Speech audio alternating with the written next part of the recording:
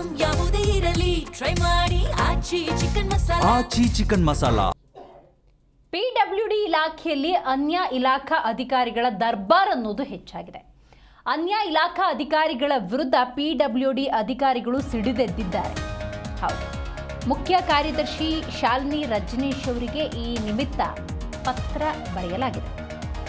ರಾಜ್ಯ ಯುವ ಸಮೂಹದ ರಾಜ್ಯಾಧ್ಯಕ್ಷರು ಪತ್ರವನ್ನು ರವಾನೆ ಮಾಡಿದ್ದಾರೆ. ಡೆಪ್ಯುಟೇಷನ್ ಹೆಸರಿನಲ್ಲಿ PWD ಇಲಾಖೆಗೆ ನಿಯೋಜನೆ ಬೇಡ, ನಿಯೋಜನೆ ಸ್ಥಗಿತಕ್ಕೆ ಮುಖ್ಯ ಕಾರ್ಯದರ್ಶಿಗಳಿಗೆ ಈ ಪತ್ರವನ್ನು ರವಾನೆ ಮಾಡಲಾಗಿದೆ. ಹೌದು, ನಿಯೋಜಿತ ಅಧಿಕಾರಿಗಳನ್ನು ಮೂಲ ಇಲಾಖೆಗೆ ಕಳಿಸಿ ಅನ್ನುವಂಥ ವಿಚಾರವನ್ನು ಪ್ರಸ್ತಾಪ ಮಾಡಲಾಗಿದೆ. ಮುಖ್ಯ ಕಾರ್ಯದರ್ಶಿಗಳಿಗೆ ಡಾಕ್ಟರ್ ಸಂಗಮೇಶ್ ಅವರು ಮನವಿಯನ್ನು ಮಾಡಿಕೊಂಡಿದ್ದಾರೆ. ಇಲಾಖೆ ಅಧಿಕಾರಿಗಳಿಗೆ ಆದ್ಯತೆ ಸರಿಯಾದುದಲ್ಲ, ಆಡಳಿತಾತ್ಮಕ ಅಸಮತೋಲನಕ್ಕೆ ಕಾರಣವಾಗುತ್ತೆ ಇದು ಅಂತ ಉಲ್ಲೇಖ ಮಾಡಿದ್ದಾರೆ. ನೋಡಿ, ಬರೆದಿರೋ ಪತ್ರ ಕೂಡ ಲಭ್ಯವಾಗಿದೆ. ಏನೇನು ವ್ಯತ್ಯಾಸಗಳಾಗುತ್ತೆ, ಅಸಮತೋಲನ ಎಷ್ಟರ ಮಟ್ಟಕ್ಕೆ ಉಂಟಾಗುತ್ತೆ ಅನ್ನೋದನ್ನು ಉಲ್ಲೇಖ ಮಾಡಿ ಬರೆದಿದ್ದಾರೆ. ಜೊತೆಗೆ ಅದರಲ್ಲಿ ನಿಯೋಜಿತ ಅಧಿಕಾರಿಗಳಿಂದರೆ ಅವರನ್ನ ಮೂಲ ಇಲಾಖೆಗೆ ಕಳಿಸಿಬಿಡಿ ಅನ್ನುವಂಥ ಮನವಿಯ ಪತ್ರ ಇದು.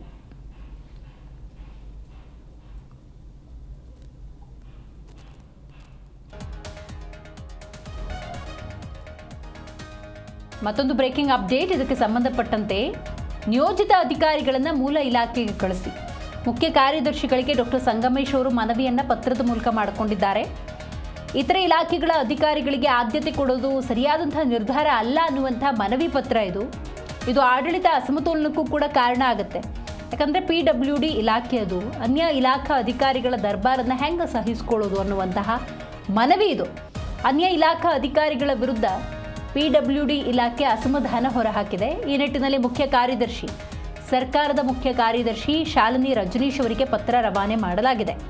ಡೆಪ್ಯುಟೇಷನ್ ಹೆಸರಿನಲ್ಲಿ PWD ಇಲಾಖೆಗೆ ನಿಯೋಜನೆ ಆಗೋದು ಬೇಡ.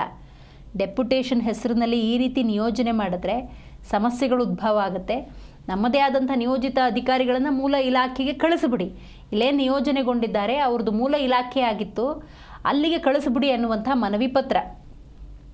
ಸೊ ಇಲಾಖೆಯ ಒಳಗೆ ಅರ್ಹ ಅಧಿಕಾರಿಗಳು ಲಭ್ಯ ಇದ್ದಾರೆ, ಹೊರಗಿನ ಇಲಾಖೆಗಳ ಅಧಿಕಾರಿಗಳಿಗೆ ಆದ್ಯತೆ ಬೇಡ. ಈಗ PWDಗೆ ಅಗತ್ಯತೆ ಏನಿತ್ತು ಅಂತ ಅಧಿಕಾರಿಗಳಿಲ್ಲಿದ್ದಾರೆ, ಹೊರಗಿನ ಇಲಾಖೆಯ ಅಧಿಕಾರಿಗಳ ಆದ್ಯತೆ ಅನ್ನೋದು ಸರಿಯಾದಂಥ ನಿರ್ಧಾರವಲ್ಲ, ಒಮ್ಮೆ ಪರಿಶೀಲಿಸಿ ಎಂಬ ಮನವಿಯ ಪತ್ರ ಇದು. ಸಂವಿಧಾನಾತ್ಮಕ ಸಮಾನತೆ ಮತ್ತು ಸೇವಾ ತತ್ವಗಳಿಗೆ ವಿರುದ್ಧವಾದಂಥ ನಿರ್ಣಯ ಅಂತ ಹೇಳಿದ್ದಾರೆ.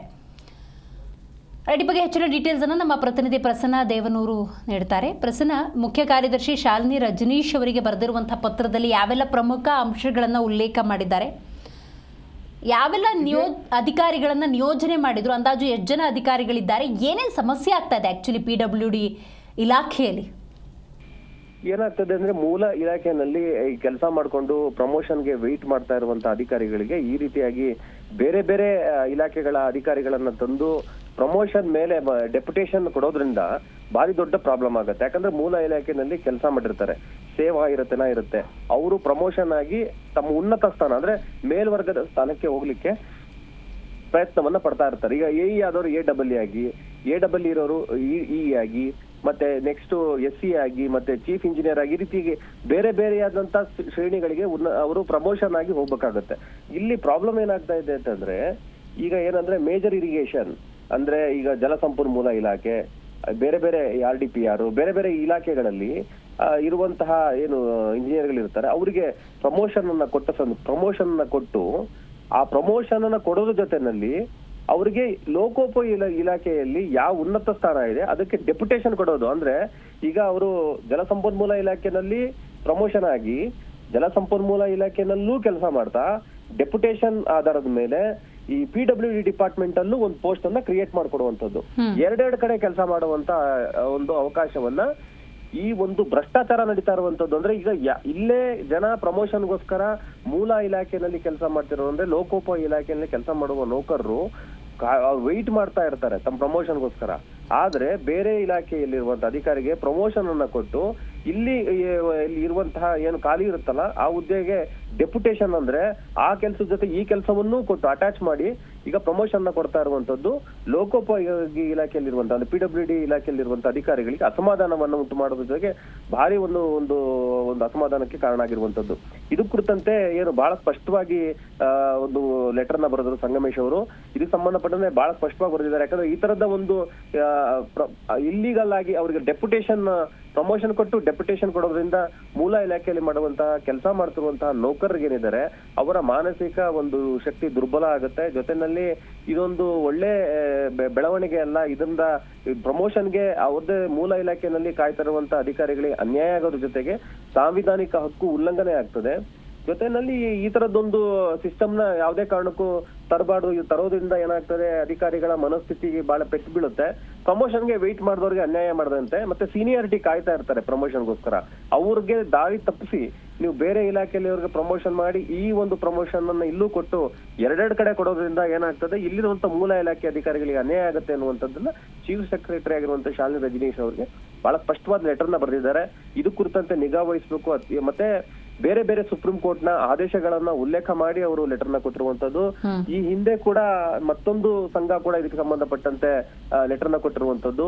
ಈ ರೀತಿಯಾದಂತಹ ವ್ಯವಸ್ಥೆಯನ್ನ ಕೈ ಬಿಡಬೇಕು ಮತ್ತು ಲೋಕೋಪಯೋಗಿ ಇಲಾಖೆಯಲ್ಲಿ ಏನು ಸೇವಾ ಹಿರಿತನದ ಮೇಲೆ ಅಧಿಕಾರಿಗಳು ಪ್ರಮೋಷನ್ಗೋಸ್ಕರ ಕಾಯ್ಕೊಂಡಿರ್ತಾರೆ, ಅವ್ರಿಗೆ ನೀವು ಪ್ರಮೋಷನ್ ಮಾಡಿ ಅವ್ರಿಗೆ ಒಂದು ಜವಾಬ್ದಾರಿಯನ್ನು ಕೊಡ್ಬೇಕೇ ಹೊರತು ಈಗ ಆರೋಗ್ಯ ಇಲಾಖೆನೋ ಅಥವಾ ಏನು ಮೇಜರ್ ಇರಿಗೇಷನ್ ಈ ರೀತಿ ಬೇರೆ ಬೇರೆ ಇಲಾಖೆಗಳಿಂದ ಅಧಿಕಾರಿಗಳನ್ನ ನೀವು ಪ್ರಮೋಷನ್ ಜೊತೆನಲ್ಲಿ ಡೆಪ್ಯುಟೇಷನ್ ಕೊಡೋದ್ರಿಂದ ಮೂಲ ಇಲಾಖೆಗೆ ಅನ್ಯಾಯ ಆಗುತ್ತೆ ಅನ್ನುವಂತ ಲೆಟರ್ ಅನ್ನ ಇವಾಗ ಶಾಲಿನಿ ರಜನೀಶ್ ಅವ್ರಿಗೆ ಕೊಟ್ಟಿರುವಂತದ್ದು.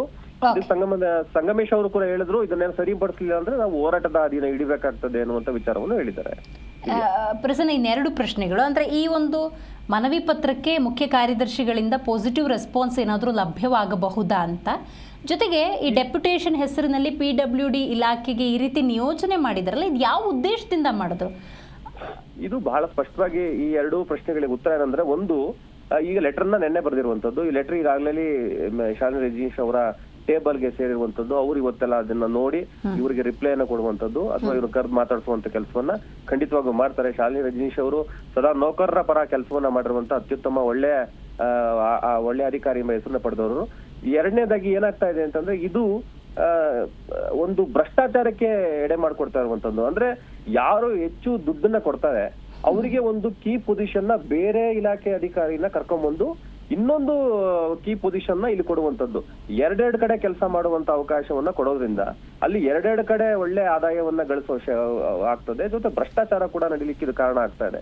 ಇದನ್ನ ಸಚಿವರು ಇದನ್ನ ಗಮನ ಹರಿಸಬೇಕು. ಈ ತರದೊಂದು ಲೆಟರ್ ಗಳನ್ನ ಕೊಡ್ಬೇಕಾದ್ರೆ ಇವ್ರಿಗೆ ಪ್ರಮೋಷನ್ಗೋ ಅಥವಾ ಇವ್ರ ಡೆಪ್ಯುಟೇಷನ್ ಕೊಡಿ ಅನ್ಬೇಕಾದ್ರು ಇಂಥ ಒಂದು ಇಲ್ಲಿಗಲ್ ಒಂದು ಪ್ರೋಸೆಸ್ ಏನಂತ ಹೇಳ್ತಾರೆ. ಇದೆಲ್ಲ ಏನಂದ್ರೆ ಡೆಪ್ಯುಟೇಷನ್ ಅನ್ನುವಂಥದ್ದು ಒಂದು ಶಾಶ್ವತದಲ್ಲ, ಅದೊಂದು ಪರ್ಮನೆಂಟ್ ಅಲ್ಲ, ಅದೊಂದು ಟೆಂಪರವರಿ ಕೆಲಸ. ಆಕ್ಚುಲಿ ಎಲ್ಲೊಂದ್ ಕಡೆ ಯಾರು ಶಾರ್ಟೇಜ್ ಇದೆ ಅಲ್ಲಿ ಹಾಕ್ಬಿಟ್ಟು ಸ್ವಲ್ಪ ದಿನ ಕೆಲಸ ಮಾಡಿ ಇನ್ನೊಬ್ರು ನಿಯೋಜನೆ ಮಾಡಬೇಕು.